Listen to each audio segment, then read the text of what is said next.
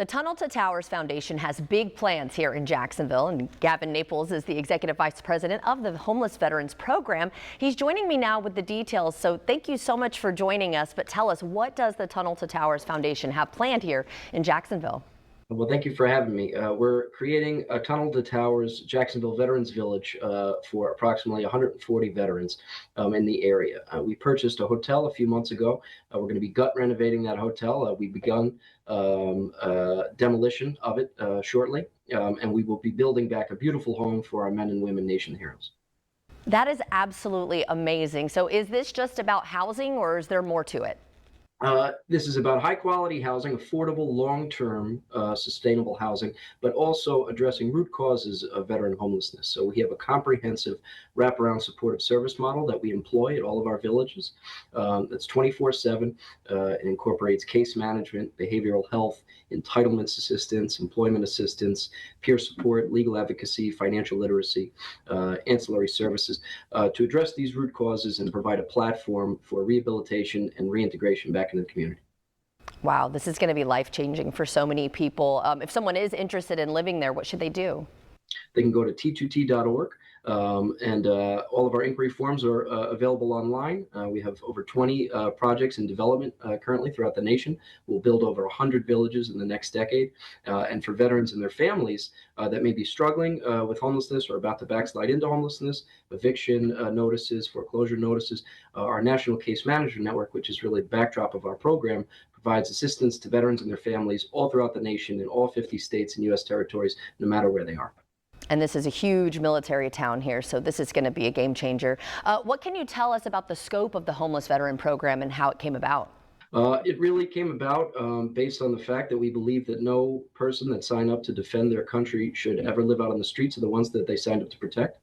So we created basically a multi-pronged model to address such a large national problem. There's over 40,000 plus veterans struggling with chronic homelessness, and that does not incorporate the veterans that are sleeping on their brother's couch or just got divorced or just leaving the military or just about to be evicted.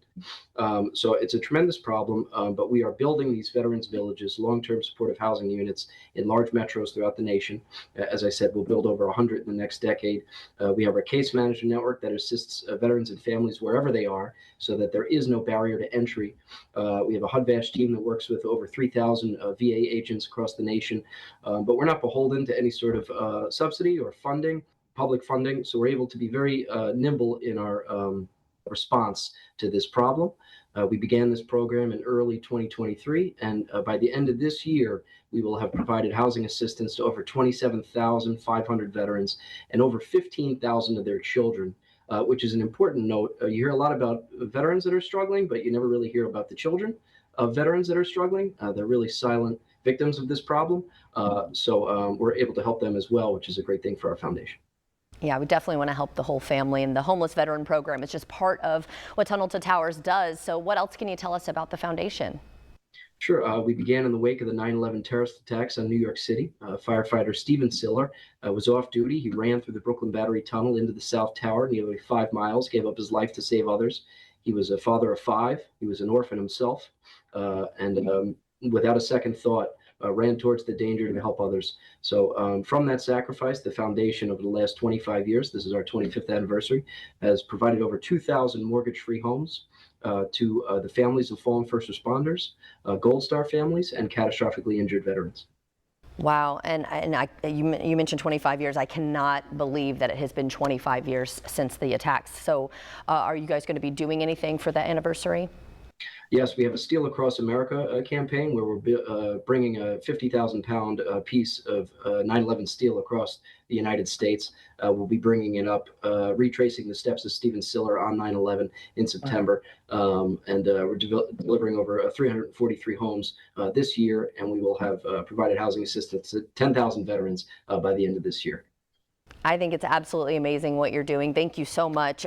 Again, if we want more information, whether we can help or give the information to someone who needs it, where do we go? Sure, t2t.org. If you want to help, you can donate $11 a month. There's a lot of different ways to get involved in our villages and our programs, so just go to t2t.org. Thank you so much for joining us. And again, thank you for what you do for our veterans and their families. I think it's absolutely amazing.